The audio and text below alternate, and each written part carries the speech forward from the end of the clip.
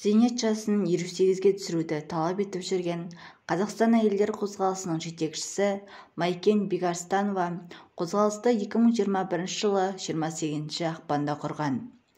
Менің жақындарым, сыныптастарым, туыстарым 25-ке жетпей өмірден қайтты. Кейін жасым 28-ге толатын туған күніме 2 күн қалғанда мен де неге 28-ге жетіп тұрып зейнеткерлікке шыға алмай жатырмыз деген ойға қалдым. Сөйтіп алдым да жаза бастадым. Содан бастап 6 ай ішінде қатарымыз 10 мың әйел болды. Әйелдер Қазақстанның түкпір-түкпірінен қосыла бастады, деді ол.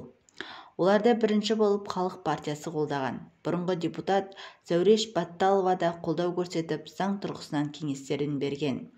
Бізде тек заң жолымен жүреміз деген ұстаным бекіттік. Әуелде 4 белсенді болдық. Сөйтіп, еңбек және халықты әлеуметтік қорғау вице-министрімен кездестік. Одан нәтиже болмады. Одан соң Аманат партиясының депутаттарымен кездесіп, әрқайсысының алдына мәселемізді қойдық, деді белсенді. Оның сөзінше, фракция депутаттарының ішінен тек Аманжан Жамалов, Динара Закиева мен Ләззат Рамазановалардың ғана мәжілісте бұл мәселе көтерілгенде қолдайтындарын айтты.